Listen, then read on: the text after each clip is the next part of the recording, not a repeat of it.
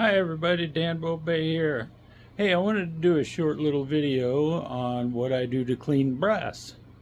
I just happened to find a supply of 30/30 brass and 30/6 brass and just got it in. Oh, it's once fired, right? Once fired.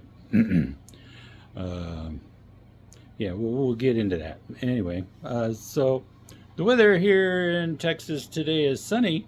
However, it has rained for the last 3-4 days. So we're coming out of a rainy spell, and it's been awfully cold. But anyway, that's beside the point. Let me show you what I've encountered in my brief review of the brass that I have. Now, normally I'm going to go through this brass with a fine-tooth comb as I prepare it for reloading. The 30/30 stuff, it looks pretty good. I don't see too many signs. I see a lot of signs of different brass. Not too many signs that it's been abused, stepped on, damaged, or otherwise, messed up. But the 30/6 stuff, let me show you. I got one that's got a live primer still in it.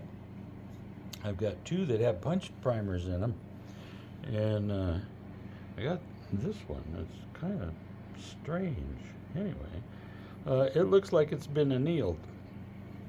That tells me that a reloader has probably reloaded this maybe a few times, annealed it, fired it again, maybe thought, it's at the end of its life cycle. Well, I can tell you that if it survives the resizing, it's probably okay.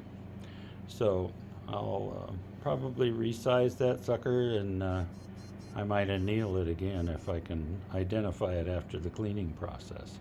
So my cleaning process is pretty simple. I have a Lyman Cyclone rotary tumbler. I love this thing. It's a wet tumbler. I also have a vibration tumbler. The Quick and Easy, who makes that? That's the Franklin Arsenal case tumbler.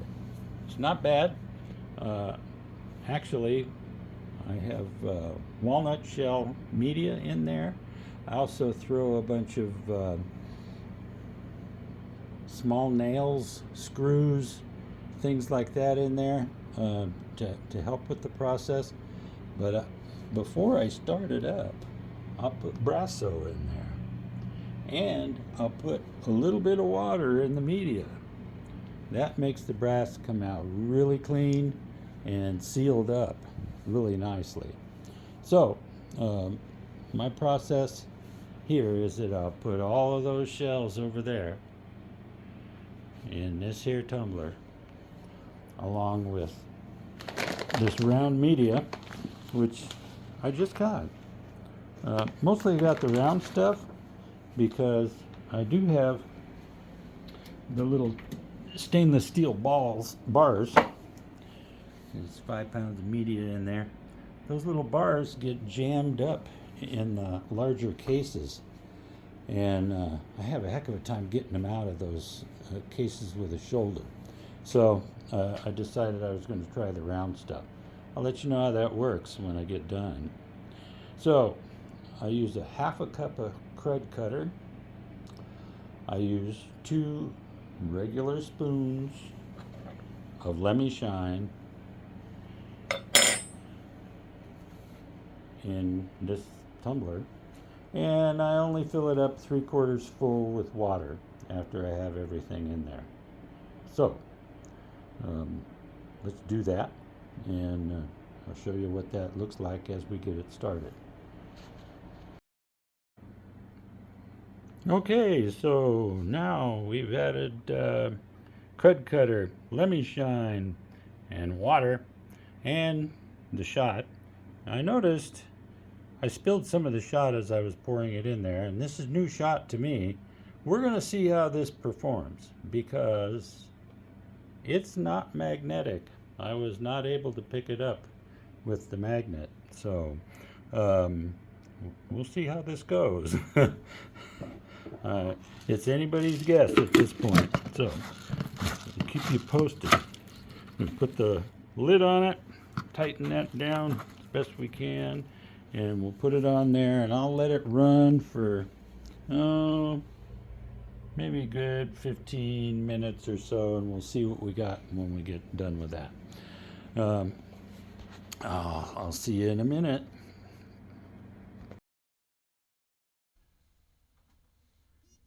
Well, here we are 15 minutes later. The timer went off, and the tumbling is done.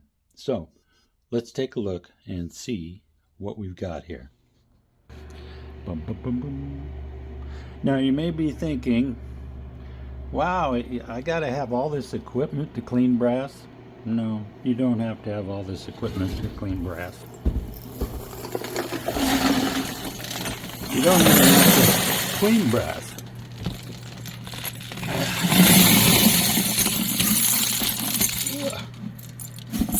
So I'm trying to do this and hold the camera at the same time.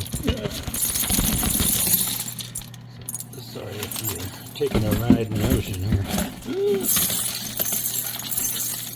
Get all this stuff out of here.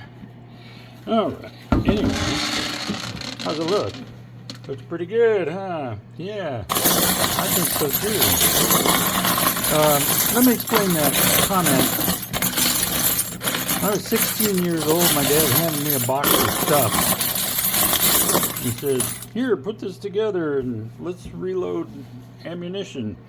And it was a single stage press, and he had dice for 30-30 and 30-06 and some powder and a bunch of primers and some handwritten instructions from a friend of his that he bought this equipment from. So I started reloading then. My dad was not much help. But at 16 I started reloading.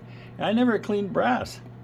I reloaded the cartridges that we had. We maybe had, several hundred cartridges, and I reloaded those suckers maybe 4 or 5 times. Not a problem. Never cleaned one of them. Yeah, it's dirty, it's nasty, they look like heck. They don't look like this, that's for sure. So and then there's the question of, do I punch the primers first before I clean them so it cleans the primer pocket?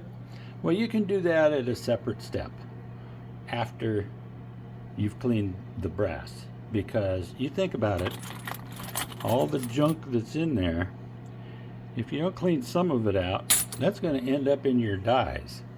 So clean the brass and not your dies, because it's hard on your dies. And I've broken a lot of pins and had to stop in the middle of a reloading process because there's too much yuck on my dies.